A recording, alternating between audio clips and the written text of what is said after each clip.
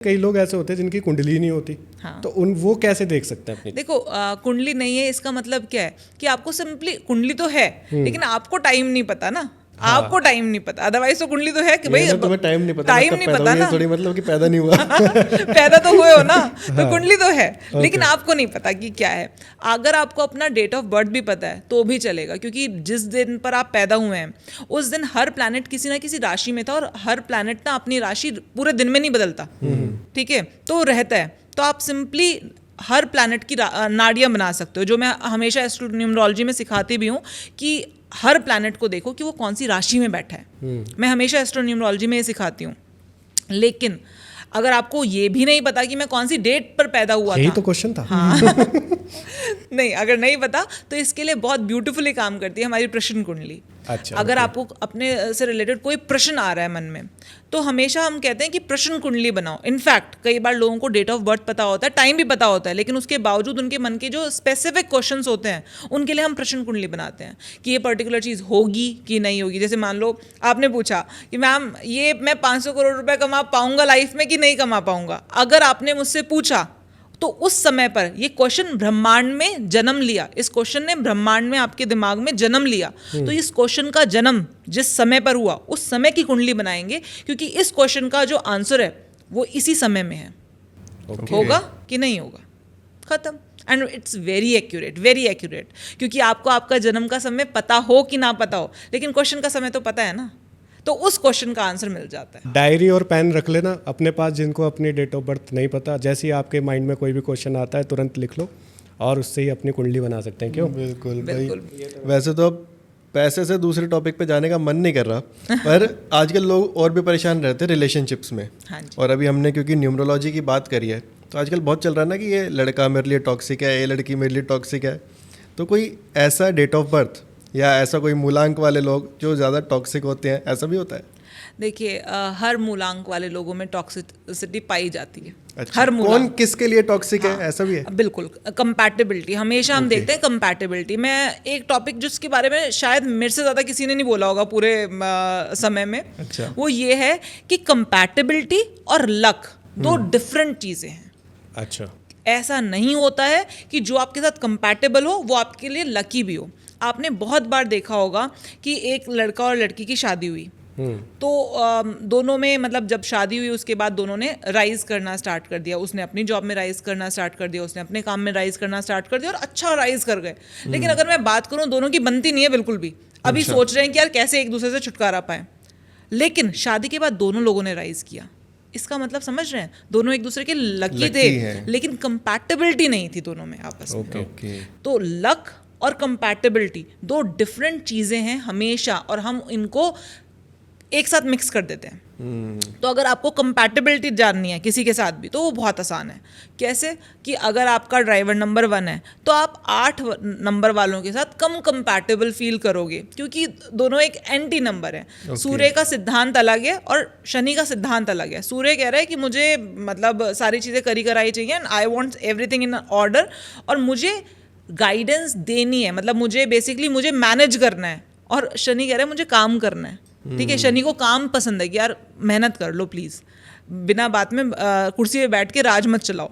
ठीक है, उठो, ग्राउंड रियलिटी पर आओ। तो यहाँ पर कंपैटिबिलिटी, जब कंपैटिबिलिटी सिंपली इतनी है कि जो चीज़ मैं कह रही हूँ अगर आप भी उस चीज़ को मान रहे हो तो वी आर कंपैटिबल, और जो चीज़ आप कह रहे हो मुझे भी वही चीज़ सचमुच में लग रही है तो we are compatible, otherwise we are not. सही गलत की बात नहीं है कि 1 नंबर वाला सही है कि 8 नंबर वाला सही है। तो अगर आपका ड्राइवर नंबर 2 है तो आपको 9 वालों की बात समझ में नहीं आएगी, क्योंकि ड्राइवर नंबर 2 है अगर मान लीजिए, तो आप ना सामने वाले के इमोशन समझने में बहुत प्रबल है। आपका वो जो इंटेलेक्ट है, आप समझ सकते हो कि सामने वाला क्या फील कर रहा है। 9 वाले को क्या समझ में आ रहा है? 9 वाला 2 वाला कहेगा नहीं मैं आपको इमोशनल सपोर्ट दे सकता हूँ, मैं I can understand what you are feeling. 9 नंबर वाले बोलेगा क्या समझना समझना है, चल सोल्यूशन निकालते हैं इसका, निकाल सकते हैं तो निकालते, नहीं तो छोड़ हटा। तो वो 9 नंबर वाला जो सोच रख रहा है और 2 नंबर वाला जो सोच रख रहा है वो कंप्लीटली डिफरेंट है। 2 नंबर वाला जो सोच रख रहा है 8 नंबर वाले को वो नहीं समझ में आएगा। 8 नंबर वाले को ज़्यादा इमोशन समझ में नहीं आते हैं। ठीक है, तो ये डिफरेंस है। 3 नंबर वाला है तो 6 नंबर वाला नहीं समझ में आएगा।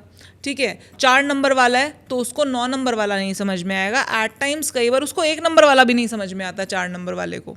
Okay. क्योंकि राहु है, 4 राहु है, राहु नीड शॉर्टकट। राहु को सिर्फ इस बात से मतलब है कि गोल अकम्प्लिश होना चाहिए, मुझे ये चीज़ चाहिए चाहे कैसे भी चाहिए, साम दाम दंड भेद मुझे फर्क नहीं पड़ता, रास्ता कोई भी हो बट मुझे चाहिए। राहु।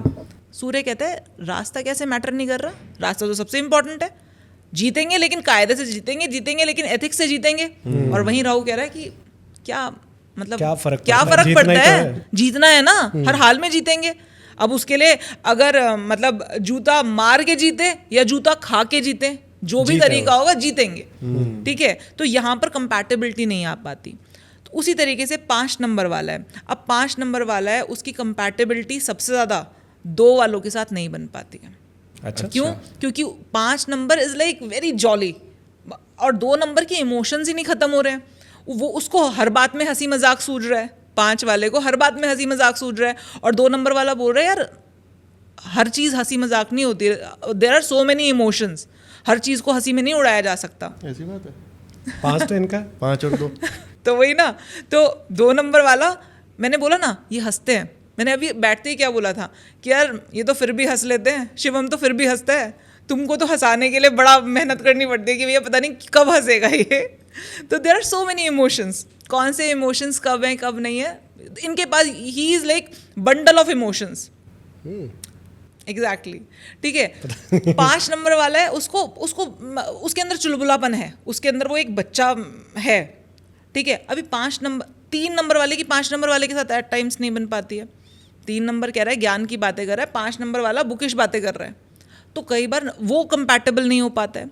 तो ये जो नंबर्स है ना, जैसे अभी बताया 5, फिर 6, उसी तरीके से 7 नंबर की किसके साथ नहीं बनेगी, 7 नंबर की, ये बेसिकली प्लैनेट्स हैं, केतु है, अभी 7 नंबर की 8 वाले के साथ नहीं बन पाएगी। केतु कह रहा है आई वॉन्ट टू रिलैक्स, मुझे फ़र्क नहीं पड़ रहे हैं चीज़ों से।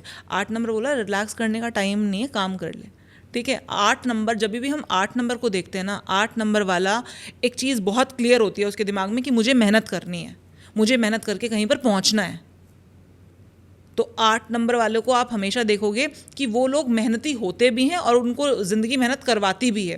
तो अगर आप 8 नंबर वाले को कोई भी ऐसा नंबर दे दोगे, किसी ऐसे नंबर के साथ बिठा दोगे जहाँ पर 1 नंबर, जैसे स्पेसिफिकली 2 नंबर इमोशंस के बारे में बात कर रहा है, 1 नंबर बॉसिज्म के बारे में बात कर रहा है, 8 नंबर वाले को नहीं समझ में आएगा। तो कंपैटिबिलिटी, हम हमेशा नंबर्स के हिसाब से कंपैटिबिलिटी देखते हैं। ओके। तो कंपैटिबिलिटी होनी चाहिए। और उसके बाद फिर जो आपने बोला जैसे गर्लफ्रेंड बॉयफ्रेंड का जब रिलेशनशिप होता है तो उसमें स्पेसिफिक कैसे देखा जाए, तो सबसे पहले तो आपका नंबर कंपैटिबल होना चाहिए।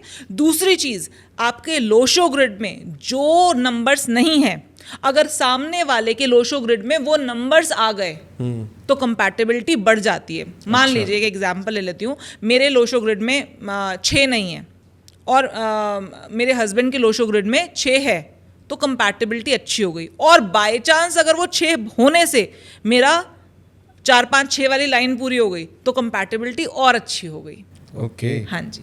तो मैम फिर दोबारा आ जाते हैं अपने टॉपिक पे। अगर देखिए इसको थोड़ा सा बांट देते हैं, एक बिजनेस की तरफ लेके चलते हैं कि किसी का बिजनेस है जैसे लाइक हमारा, और वो बिजनेस चल नहीं रहा है, कुछ टाइम से उनको हडल्स आ रहे हैं, कुछ ना कुछ प्रॉब्लम्स आती जा रही है, तो वो क्या कर सकते हैं अपने बिजनेस को और बेटर करने के लिए। और शॉप के लिए भी आप बता सकते हैं कि अगर किसी की शॉप है वो चल नहीं रही है और उसमें जो भी उनके सामान बेचते हैं, जो भी वो करते हैं, तो वो नहीं बिक पा रहे हैं और उनकी इनकम उतनी ज़्यादा नहीं हो रही, तो उसमें वो क्या रेमेडी कर सकते हैं और इसमें क्या रेमेडी कर सकते हैं। देखिए किसी का भी कोई भी कुछ भी बिजनेस कर रहे हैं जी, मैं फिर बोलती हूँ कि मुझसे ना वो वाली रेमेडीज़ नहीं बताई जा पाएंगी कि आप भुट्टा जला दो और पता नहीं कुछ अजीब अजीब सी रेमेडीज़ जो मैं सुनती हूँ आजकल आसपास में अपने, मुझसे वो नहीं हो पाएगा। मैं जो बताऊँगी ना, मैं ये मेक श्योर करती हूँ कि जो मैं बता रही हूँ ना उसका रिजल्ट आना चाहिए। ये मेरी प्रॉब्लम है कि अगर आप वो कर लोगे ना, वो श्योर है कि आप वापस आओगे। अगर आपने कर ली लिटरली में, वो वापस आओगे, आप कमेंट में लिखोगे सचमुच में रिजल्ट दिया है इसने। आप कोई भी बिजनेस करो, चाहे आप कोई शॉप है आपकी, आपका कोई बहुत बड़ा बिजनेस हाउस है, आप छोटा सा आप अपना प्रोफेशन मतलब डॉक्टर है, आपने अपना क्लिनिक खोला हुआ है, आपका कोई बहुत बड़ा हॉस्पिटल है, कुछ भी है, मतलब कुछ भी किसी भी तरह का कोई भी बिजनेस एस्टैब्लिशमेंट है, छोटे से छोटा या बड़े से बड़ा, आपको सिंपली छोटा सा उपाय करना है, आप अपना चार्ट देख लो, या वो जो बंदा जो उसका मेन डिसीजन मेकिंग पर्सन है उसका चार्ट देख लो। चार्ट मतलब ज़रूरी नहीं है आपके पास आपका समय हुई, आपका सिर्फ डेट ऑफ बर्थ है, उस डेट ऑफ बर्थ से आप ये देख लो कि उस दिन मरकरी जो प्लैनेट है उसके जस्ट पीछे, डिग्री वाइज जस्ट पीछे कौन सा ग्रह था। ओके। मान लीजिए किसी का एक चार्ट है जिसमें मरकरी 5 डिग्री का है और जुपिटर 3 डिग्री का है, तो जस्ट पीछे कौन हो गया? जुपिटर। जुपिटर हो गया। जुपिटर का कोई भी सामान आप जैसे ही मरकरी मतलब नॉर्थ की दिशा में लगाएंगे, मरकरी की दिशा नॉर्थ होती है, तो जैसे ही आप नॉर्थ में जुपिटर का सामान लगाएंगे आपका बिजनेस ग्रोथ पकड़ेगा ही पकड़ेगा, फॉर श्योर पकड़ेगा। अब जुपिटर का सामान क्या हो गया? जैसे कि सिंपल रखूंगी, जुपिटर का सामान हो गया आपके पास कुछ नहीं है, आप आपके मंदिर नहीं लगा सकते, आप वहाँ पर कुछ नहीं लगा सकते, आप सिंपली एक सतिया येलो कलर से बनाकर सतिया लगा दीजिए वहाँ पर नॉर्थ में। आपके पास जो भी आपके क्लाइंट्स होंगे उनका फुटफॉल बढ़ जाएगा। ठीक है। मरकरी के, मान लीजिए मरकरी 5 डिग्री का है, सूर्य 1 डिग्री का है, मरकरी के जस्ट पीछे सूर्य है, तो आप सिंपली राइजिंग सन का फोटोग्राफ लगा दीजिए नॉर्थ में, लगाना नॉर्थ में। जो भी मरकरी के पीछे प्लैनेट होगा वो उस पर्टिकुलर प्लैनेट का सामान आप नॉर्थ में लगा दीजिए। आपके जो भी आपका बिजनेस है उसमें क्लाइंट्स बढ़ेंगे, आपका बिजनेस बढ़ेगा, सेल्स बढ़ेगी, होगा ही होगा। और इसीलिए मैं कहती हूँ कि रेमेडीज़ ना ऐसे नहीं होती बस ये कर लो सबके लिए एक जैसा, ऐसा नहीं हो सकता ना कि कुणाल जो शर्ट लेकर आया वो दुनिया में सबको आएगी, उसका अपना साइज़ है, तुम्हारा शिवम तुम्हारा अपना साइज़ है, जॉनस का अपना साइज़ है। अभी ऐसे नहीं कह सकते ना कि कुणाल की शर्ट सबको आ जाएगी, कि मैं एक रेमेडी बता दूँ वो सबके लिए हो जाएगा। तो जॉनस को तो बिल्कुल नहीं आएगी, बिल्कुल नहीं आएगी जॉनस को। तो मैं वही बोल रही हूँ कि हर कोई व्यक्ति जो भी बिजनेस कर रहा है अपना चार्ट देखे और अपने चार्ट को देख के खुद रेमेडी कर ले। It's a very simple remedy, लेकिन काम इस तरीके से करती है कि मज़ा आ जाता है आपको। मतलब एस्ट्रो वास्तु कह सकते हैं हम इसको। बहुत छोटा सा पार्ट है एस्ट्रो वास्तु का ये। कोई अगर समझना चाहे तो वो समझ बिल्कुल, सकता है इस चीज़ को। बिल्कुल। तो मैम अभी जैसे आपने बीच में कुछ मेंशन किया था कि लोग ये चीज़ बताते हैं वो चीज़ बताते हैं, तो ऐसे हमने भी बहुत सारी चीज़ें सुनी है सोशल मीडिया के टाइम में, ये सारी बातें सुनते ही रहते हैं। तो कोई ऐसी मिथ जो आपने सुनी हो और आपको लगता हो कि यार ये तो जो बहुत ज़्यादा बात फैली हुई है, ऐसा तो कुछ है ही नहीं? बिल्कुल। अभी ना कुणाल ने मुझसे एक क्वेश्चन पूछा था कि मैम कौन सा ऐसा प्लैनेट है जो सबसे ज़्यादा पैसा देता है, और मैंने तुरंत बोला था राहु, है ना। आप एक चीज़ बड़ी फैली हुई है सोशल मीडिया पे, राहु के उपाय कर लो, और लोग अजीब अजीब वो तरह के राहु के उपाय बता रहे हैं। एक्चुअल में कुछ उपाय उनमें से बहुत अच्छे भी हैं जो सचमुच में राहु को पैसिफाई कर देते हैं, लेकिन अभी मैंने बताया कि अगर आपको बहुत ज़्यादा पैसा चाहिए तो कौन सा प्लैनेट देता है? राहु। मान लीजिए आपका राहु 2nd हाउस में बैठा है, 2nd हाउस का राहु सचमुच में बहुत पैसा देता है। ओके। अच्छा। गिनने के लिए मशीन लगानी पड़ जाती है। अच्छा। हाँ, लेकिन अब आपने सोशल मीडिया पर पढ़कर या सोशल मीडिया में रील्स एक देखकर आपने कर डाली राहु की रेमेडी, पैसिफाई कर दो इसको शांत करो पहले किसी भी तरीके से। तो ये बहुत बड़ी चीज़ है कि हम कोई भी प्लैनेट की रेमेडी कर रहे हैं बिना ये जाने कि वो प्लैनेट हमारे लिए हमें देने क्या बैठा है। हर प्लैनेट की एक मिनिस्ट्री है कि आपको आपकी लाइफ में राहु क्या देने आया है, आपको आपकी लाइफ में मरकरी क्या देने आया है। आपने बिना जाने बस चीज़ों की रेमेडी करना स्टार्ट कर दिया। शनि की रेमेडी कर रहे हैं, क्यों शनि की रेमेडी कर रहे हो? लोग 7.5 में रंग से राजा बन जाते हैं, बट लोग 7.5 आते ही चलो जी शनि की रेमेडी करते हैं। मतलब वो तो आपको पैसा देने आया था, आपने बाहर निकाल दिया। आपने पैसिफाई कर दिया। बाहर तो निकाल नहीं सकते, लेकिन आपने उसको सुला दिया, आपने उसको शांत कर दिया। आपने बोला कि भैया जो भी आप करने आए हो प्लीज डोंट मतलब मुझे डिस्टर्ब मत करो। ओके। तो पैसिफाई होते हैं, प्लैनेट पैसिफाई होते हैं, लेकिन पैसिफाई किसको करना है वो बहुत इंपॉर्टेंट है। राहु अगर आपके लिए नेगेटिव है तभी पैसिफाई कीजिए ना, अदरवाइज मत कीजिए। ओके, तो मतलब कुछ भी रेमेडी देख करके ऐसे ही नहीं कि बस कुछ भी कर लिया, कोई भी प्लैनेट का रेमेडी कर लिया। ये जो वो है ना, राहु को शांत कर दो और राहु का उपाय कर दो और 7.5 का उपाय कर दो, ये जो उपाय है ना, स्पेसिफिकली ये जो वर्ड है उपाय, please don't go for this कि कुछ भी प्लैनेट का कुछ भी उपाय कर दिया। उपाय नहीं करना है। तो इसमें मैम अगर हम जनरली जानने की कोशिश करें, अगर आपको कोई आ रहा हो माइंड में कि कभी आपने सुना हो कुछ ऐसा और आपको लगा हो कि यार ये तो बिल्कुल ही गलत है, इसको तो बिल्कुल नहीं करना चाहिए, तो ऐसा कुछ आ रहा है अभी माइंड में आपके? अच्छा। मैम आप लोग हंस ना- रहे हैं तो मतलब कुछ एक्चुअली पता है क्या है, आजकल मैं ये सुन रही हूँ, आपने नंबर लिख लो अपने हाथों पर, ठीक अच्छा। है, ये नंबर लिख लो, 25 नंबर लिख लो, 24 नंबर लिख लो, ये पता नहीं कैसी कैसी बातें कर रहे हैं ऐसे, मतलब। और सबसे बड़ी बात, अभी मैंने कुछ टाइम पहले किसी ने मुझसे पूछा था कि मुझे वीडियो दिखाया था, अब I don't want to take the name of that person, वो कह रहे थे कि विराट कोहली को 18 नंबर की टी शर्ट, वो जो जर्सी जो पहनते हैं स्पोर्ट्समैन, वो सूट नहीं करती, अगर वो 19 पहनते ना तो बढ़िया रहता। क्या मैंने पहनते हैं? कहा, 19? हाँ 19 पहनते तो बढ़िया रहता। मेरे मन में आया, मैंने कहा यार कुछ भी बोल रहे हैं बिना सोचे समझे, कुछ भी बोल रहे हैं, मतलब 18 नंबर उनको सूट नहीं कर रहा, मतलब बंदे को सूट नहीं कर रहा, तब वो इंडिया कप के लिए खेल खेल गया, वर्ल्ड कप खेल गया, जीत भी गया। कैप्टन बन गया, and he is the like most सबसे ज्यादा सेलिब्रेटेड। आईसीसी हाँ, ट्रॉफीज है उनके पास। इंस्टाग्राम पर सबसे ज़्यादा फॉलोअर्स हैं उनके, उनको 18 नंबर की जर्सी सूट नहीं कर रही, क्योंकि ये कह रहे हैं अरे यार ऐसे कैसे, मतलब कुछ भी बोल रहे हैं, और ऐसी ऐसी रेमेडीज बता रहे हैं, कह रहे हैं 19 नंबर पहनते तो और बढ़िया होता। और कितना बढ़िया होगा, कैप्टन से भी ऊपर कुछ होता है क्या? इंडियन कैप्टन से भी ऊपर कुछ है क्या क्रिकेट में? वो ऑलरेडी टॉप पर पहुंच चुका है वो आदमी, उसके बारे में कहा जा रहा है बिना बात के। मैं अगर एक सही बात बोलूं आपको, अगर वो 19 नंबर की जर्सी होती ना, वो व्यक्ति आगे खेल ही नहीं पाता। अच्छा। विराट कोहली ने अपना इंडियन क्रिकेट में डेब्यू किया था 18 अगस्त को, ओके। ठीक है, शनि लगन में बैठा है, मंगल चौथे घर में बैठा है पाइसेस में, और मैं बहुत बार बता चुकी हूँ कि वो प्लैनेट जो हमारा जुपिटर और वीनस से कनेक्शन बनाता है, वो प्लैनेट हमारे लिए सबसे ज़्यादा लकी होता है। उनका मंगल जुपिटर से भी कनेक्शन बनाता है, वीनस से भी कनेक्शन बनाता है, और 18 नंबर का टोटल कीजिए क्या आता है? 9 आता है। 9 का लॉर्ड कौन है? मंगल। कैसे कह सकते हो आप कि ये 18 नंबर सही नहीं है? बस कुछ भी बोल रहे हो, कुछ भी चल रहा है। मुझे ऐसा लगता है कि उनके पास जो नॉलेज होती है वो नंबर्स की होती है सिर्फ, मे बी। और नंबर्स कहाँ से आ रहे हैं? नंबर्स कहाँ से आ रहे हैं? नंबर्स का मतलब, अगर मैं खाली एक बोलूं और बोलूं सन के बारे में कुछ नहीं बोलना, तो नंबर 1 का कोई मतलब है? बिल्कुल नहीं। मैं बोलूं आप 2 नंबर से रूल होते हो, बट हम चंद्रमा के बारे में बात नहीं करेंगे, तो नंबर 2 का कोई मतलब है? फिर तो वो एक फिगर बनकर रह गया आपके लिए। हम एक्चुअली में ना हर समय, जब हम ऑकल्ट की बात करें तो हम हर समय प्लैनेट्स की बात कर रहे हैं, हर समय। और हम प्लैनेट्स की बात ही नहीं कर रहे, क्योंकि हमने सिर्फ नंबर्स में इतना सा पार्ट पढ़ा है और पूरा ओशन छोड़ दिया है।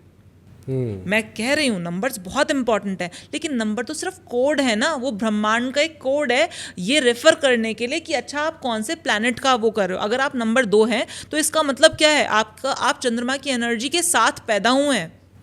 आप नंबर 5 है, आप मरकरी की एनर्जी के साथ पैदा हुए हैं। ये ब्रह्मांड का कोड है नंबर। सिंपल सी बात है, मैं आपको कुछ बात बोल रही हूँ, अभी हम हिंदी में बात कर रहे हैं, हम हिंदी लैंग्वेज का कोड यूज कर रहे हैं जिससे कि मैं अपनी बात आपको समझा पाऊँ। हम न्यूमरोलॉजी में नंबर्स का कोड यूज करते हैं जिससे कि आप अपना प्लैनेट्स का जो चीज़ें हैं उनको आप कन्वे कर पाओ। Numerology is just a language. लेकिन अगर आप उस लैंग्वेज का मतलब ही समझने को तैयार नहीं हो तो आप न्यूमरोलॉजी क्या कर रहे हो? आप तो सिर्फ बेवकूफ़ बना रहे हो ना। अच्छा मैम, जैसे हमने अभी एस्ट्रोलॉजी से समझा कि हमें कुछ ऐसी रेमेडीज होती हैं जो नहीं करनी चाहिए अपने चार्ट को देखे बिना। बिल्कुल। ऐसी वास्तु में ऐसा क्या होता है मैम कि आपको ऐसा लगता हो कि मैं एक ऐसी टिप देती हूँ जो आप कभी मत करना बिना सोचे समझे? मैं ये बोल सकती हूँ कि वास्तु में ना कौन से ऐसे जोन्स हैं जहाँ पर आपको बिल्कुल भी नहीं सोना चाहिए, चाहे जो मर्जी हो जाए। अच्छा, सोना। हाँ, सोना इन द सेंस जहाँ आप 8 घंटे सोते हो। ठीक है, तो SSW, south of south west, आपको नहीं सोना चाहिए। South of south west expenditure का जोन होता है। आप वहाँ पर सोने लग जाते हो, आपके अननेसेसरी खर्चे होते हैं, वो तो एक अलग बात है, लेकिन आप खर्च होना स्टार्ट हो जाते हो। अच्छा। आप कैसे खर्च होते हो? आपका हेल्थ डाउन। सबसे पहले आपका गट हेल्थ बिगड़ेगा। अगर आप साउथ वेस्ट में सो रहे हो, आपका गट हेल्थ अच्छा होता ही नहीं है। आप जितनी मर्जी दवाइयाँ खा लो, कुछ भी कर लो, और वो गट हेल्थ खराब होते होते आपकी बॉडी में अननेसेसरी बीमारियाँ आनी स्टार्ट हो जाती हैं, जिसकी वजह से खर्चे होने स्टार्ट हो जाते हैं। तो कुछ भी हो, चाहे कुछ भी हो जाए, अपने घर के SSW में ना खुद सोना, ना अपने बच्चों को सुलाना, ना अपने माँ बाप को सुलाना। ये ज़रूर ध्यान रखिए।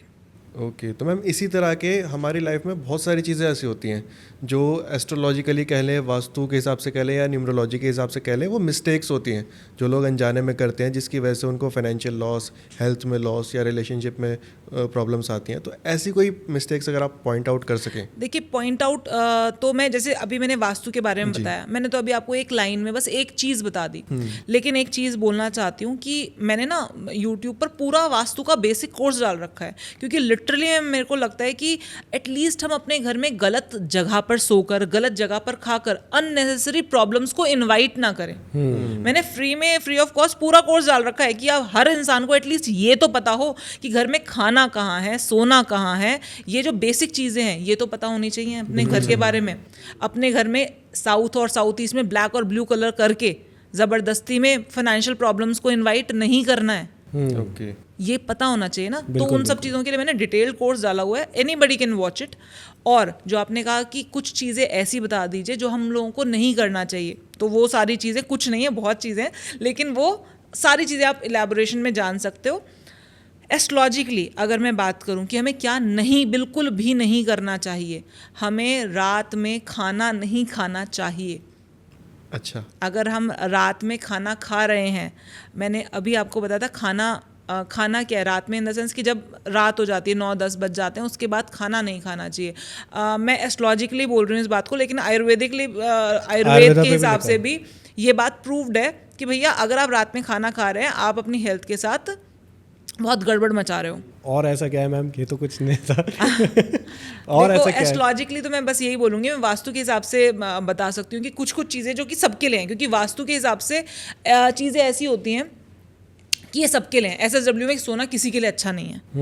WNW वेस्ट नॉर्थ वेस्ट में सोना रहना किसी के लिए अच्छा नहीं है, क्योंकि वेस्ट नॉर्थ वेस्ट में अगर व्यक्ति बहुत टाइम तक रह रहा है, उसको एक तो थायराइड की प्रॉब्लम 100% होगी। अच्छा, ठीक है। दूसरा डिप्रेसिव स्टेट में रहने लग जाता है, पुरानी बातें नहीं भूल पाता, बार बार पुरानी बातों पे रोएगा कि अरे मेरे साथ ना 2 साल पहले ऐसा हो गया था, मेरे साथ 10 साल पहले मुझे बड़ा नुकसान हो गया था। वो मेंटली उस चीज़ से बाहर ही नहीं आ पाता। अगर वेस्ट नॉर्थ वेस्ट में कोई भी व्यक्ति सो रहा है, आप भी जाकर देख सकते हो, अगर कोई भी व्यक्ति वेस्ट नॉर्थ वेस्ट में सो रहा है, थायराइड तो पक्का होता है उसको। ओके, अच्छा, हाँ। और थायराइड पता है क्यों होता है? जब आप अपने इमोशंस को छोड़ नहीं पाते हो, थायराइड तब होता है आपको आपकी बॉडी में। अच्छा, जब आप अपने इमोशंस को इतना पकड़ के बैठ जाते हो कि आप छोड़ ही नहीं पा रहे हो उन चीज़ों को, तो वो आपको बीमारी के रूप में थायराइड दिखाई देने लग जाता है। तो ऐसे कौन सा जोन है मैम जो सबसे बेस्ट है? सबसे बेस्ट है सोने के लिए, अगर आपको मिलता है अपने घर में, पॉसिबल है, तो वेस्ट जोन है। लेकिन क्योंकि आजकल हम फ्लैट सिस्टम में रहते हैं, कई बार होता है कि हमारे घर में वेस्ट जोन में पॉसिबिलिटी नहीं होती है कि हम सो पाएँ, तो वेस्ट जोन में नहीं सोने को मिल रहा, आप साउथ में सो सकते हो। ठीक है, आप साउथ वेस्ट में सो सकते हो। अगर एस्पायरिंग कैंडिडेट हो, आप जॉब ढूंढ रहे हो और अभी बहुत कुछ करना है, बहुत ज़्यादा रिलैक्स नहीं होना चाहते हो आप, तो आप नॉर्थ में भी सो सकते हो। लेकिन कहीं पर भी सो अपने घर में, हमेशा एक चीज़ ध्यान रखो, सर आपका नॉर्थ डायरेक्शन में ना हो, आपका सर किसी भी डायरेक्शन में हो, लेकिन आपका सर नॉर्थ डायरेक्शन में ना हो। ये हमारा जो हेड है ना, ये नॉर्थ पोल है, और जब हमारा हेड, जब हम सोते हैं, तो नॉर्थ पोल जब नॉर्थ डायरेक्शन के नॉर्थ टकराता है, तो क्या होता है एग्जैक्टली, 2 मैग्नेट्स हैं, रिपेल करती हैं। तो हम क्या चाहते हैं? हम हमेशा चाहते हैं हम धरती से जुड़े रहें, ज़्यादा लंबे समय तक हम धरती से जुड़े रहें। तो वो तो आप क्या कर रहे हो? आप अपने आप को धरती से हटा रहे हो। तो कभी भी नहीं सोना इस तरीके से कि आपका सर, आपका हेड नॉर्थ साइड पर फेस करे। आपको अननेसेसरी थॉट्स, अननेसेसरी चिंताएं और दिमाग की फंक्शनिंग कमज़ोर होती चली जाती है। अच्छा मैम, जब हम लोग घर में बैठते हैं, बड़ों के साथ बैठते हैं, तो कई बार उनको बोलते हुए सुना है कि मैं जब इतने साल का था ना, मैंने इतने पैसे कमाए थे। और मोस्टली हर एक के साथ ही ये स्टोरी होती है कि उन्होंने अपनी लाइफ के एक टाइम पे बहुत अच्छा खासा पैसा कमाया होता है। तो ऐसा भी होता है कि कोई स्पेसिफिक लाइफ में एक टाइम आता है जिसमें अगर आपने पैसा कमा लिया तो कमा लिया, अगर रह गया तो आप नहीं कमा पाते, ऐसा भी कुछ होता है? बिल्कुल होता है। अच्छा। बिल्कुल। क्या होता है कि जब सेकंड हाउस का लॉर्ड की दशा आती है और वो वेल प्लेस्ड है, वेल प्लेस्ड मतलब आप वही काम कर रहे हो जो वो दशा डिमांड कर रही है। ठीक है, तो आप पैसा कमाते हो। इनफैक्ट लोग 6th हाउस की दशा में भी पैसा कमाते हैं। ठीक है, लेकिन सबसे इम्पॉर्टेंट क्या है कि आप जिस समय पर जो दशा आपसे दशा ना डिमांड करती है कि ये हर प्लैनेट का अपना एक एजेंडा है कि वो आपसे ये डिमांड कर रहा है, आप उसको पूरा कर रहे हो, आप पैसा कमाओगे। और वैसे दूसरी घर की दशा, छठे घर की दशा, 11वें घर की दशा में लोग पैसा कमाते हैं, लेकिन कंडीशन सिर्फ ये है कि जो प्लैनेट डिमांड कर रहा है ना वो होना आप चाहिए, काम कर रहे हो। वो काम करना चाहिए। जैसे कि एक बहुत इंपॉर्टेंट चीज़ मेरे मन में अभी आई है, मैं बोल देती हूँ।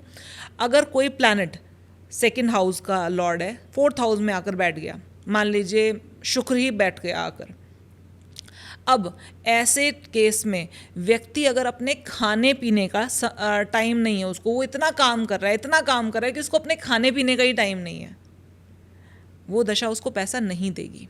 अच्छा, बिल्कुल ठीक है, उसको अपना सोने का उसका टाइम नहीं है, क्योंकि कोई भी जब प्लैनेट 4th हाउस में बैठ गया ना, उसका एजेंडा है, उसको एक स्पेसिफिक एजेंडा है आपके साथ कि अभी 4th हाउस में बैठा हूँ तो मुझे, मेरा एजेंडा है इस व्यक्ति को खाना पीना समय से मिलना चाहिए, इसको सोना समय से मिलना चाहिए। चाहे मैं सेकंड हाउस का लॉर्ड हूँ, लेकिन जब मैं 4th हाउस में आकर बैठ गया ना, तो मेरा एजेंडा है इसका खाना टाइम से होना चाहिए। तो अभी अगर आप नहीं कर रहे हो तो अभी वो क्या करेगा, वो यहाँ पर सबसे पहले अपना एजेंडा पूरा करेगा। अगर आपको जॉब की वजह से टाइम नहीं मिल पा रहा ना, तो सबसे पहले आपकी जॉब छुड़वाएगा। अच्छा, तो मतलब सिर्फ और सिर्फ आपके वर्क प्लेस पे मेहनत नहीं, आपकी लाइफस्टाइल पे भी वो। Lifestyle, exactly. ज्योतिष, आपको मैं इतनी बार ये बात मैंने 100 बार शायद बोली होगी कि ज्योतिष सिर्फ और सिर्फ कोई उपाय का वो नहीं है कि बस ये उपाय कर लो। ज्योतिष हमें ये सिखाता है कि हमें कब कैसे जीना है, कब क्या करना है। ज्योति है ना, एक इस पूरे कमरे में अगर मैं बोलूँ अंधेरा कर दूँ और फिर आपको बोलूँ चलो, तो प्रॉब्लम होगी ना। और वहीं पर सिर्फ लाइट जला दूं, ज्योति फैला दूं इस पूरे कमरे में, तो अभी आपको सब पता है कि कौन सी चीज़ कहाँ रखी, आप टकराओगे भी नहीं, गिरोगे भी नहीं, आराम से चलते रहोगे। ज्योतिष बस वही है, हमारे जीवन में ज्योति फैलाने का तरीका है, ज्योति लाने का तरीका है कि हमें ये पता चल जाए कब क्या करना है। That's it. ओके, तो इसमें जैसे शिवम भाई ने जो क्वेश्चन किया था, इसमें मैं एक चीज़ ऐड करना चाहूँगा कि क्या वो जो दशा होती है जो आपने बोली, वो सिर्फ लाइफ में एक ही बार आती है या फिर बार बार आती है? नहीं, बार बार आती है। और सिर्फ अपनी दशाओं के हिसाब से चलते रहो ना, तो लाइफ में वो 2nd house, 6th house, 11th house का टाइम बार बार बनता है। बस कई बार क्या होता है कि हम जो दशा आती है उस टाइम पर उस दशा के अकॉर्डिंग काम कर रहे होते हैं, कई बार उस दशा के अकॉर्डिंग काम नहीं कर रहे होते हैं। तो ज्योतिष सिर्फ यही बताता है कि आपकी ये दशा चल रही है, इस समय पर आपको इस तरह से काम करना चाहिए, यू विल बी सक्सेसफुल। कोई स्पेसिफिक टाइमिंग होती है या फिर अपने हिसाब से? नहीं, दशा जैसे आपकी महादशा होती है, महादशा के अंदर अंतर दशाएं होती हैं, उस हिसाब से आपका लाइफ का पैटर्न डिसाइड होता है, आपके लाइफ में आपको कैसे जीवन जीना है वो डिसाइड होता है। ओके, तो मैम बहुत मज़ा आया और बहुत अच्छा लगा इतने सिंपल वे में ये सारी इन्फॉर्मेशन सुन के। तो thank you so much for coming on the show ma'am. और मुझे भी यही होगा कि ऑडियंस को भी काफ़ी मज़ा आया होगा और ऑडियंस ने भी काफ़ी इन्जॉय किया, और हमारी मुहिम जो हमने कंटिन्यू रखी हुई है वो मुझे लगता है कि इस पॉडकास्ट से कंटिन्यूटी में रहेगी। तो thank you ma'am, thank you so much. जय श्री राम। जय श्री राम। जय श्री राम।